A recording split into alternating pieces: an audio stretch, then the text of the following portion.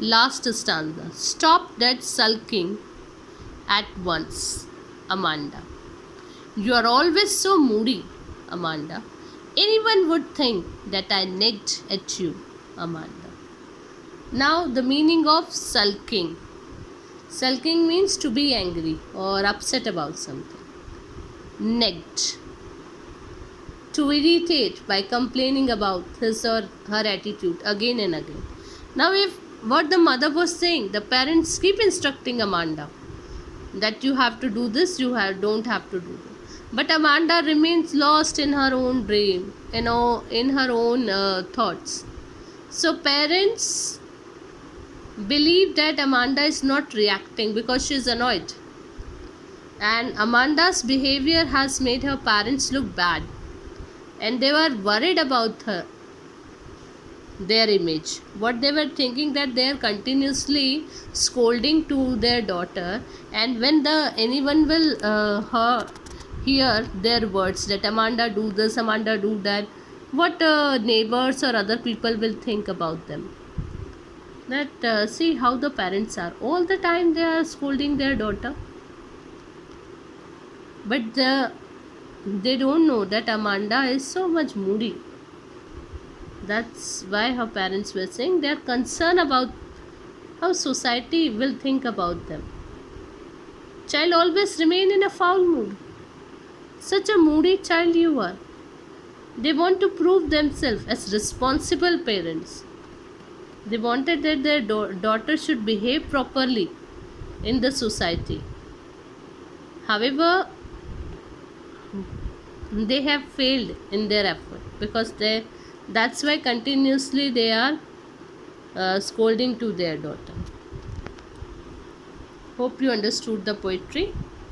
Now we are going to see the poetic devices used in this poetry. Okay, so see here. Stop that slouching and sit up straight.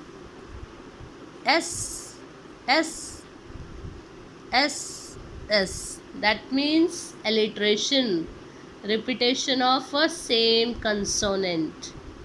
Okay. Now here we had seen two more important words.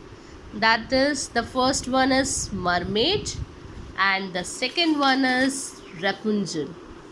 Two words came. This mermaid is imaginary creature, that it is half fish or half a girl, and Rapunzel, I told you, that is it is a character from a German fairy tale.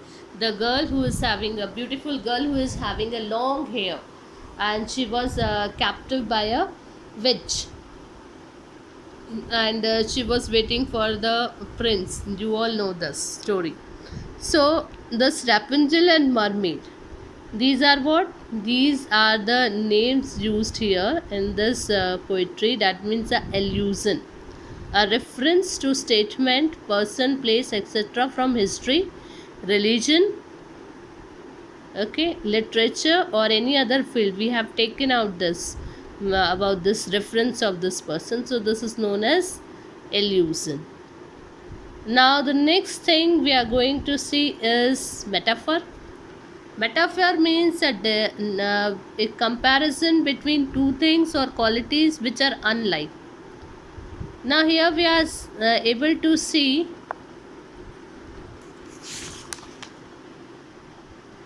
say this. I am an orphan roaming the street. This is what? Orphan who don't have nagging parents above their head as Amanda is having. Amanda is not our orphan. She is thinking only about this. It's a comparison, direct comparison. Okay. Another is given as silence is golden, the freedom is sweet. Okay. Silence is golden and freedom is sweet. This is also comparison. Next is languid, emerald sea. Languid and emerald types are qualities are assigned to sea. Okay, so this is metaphor.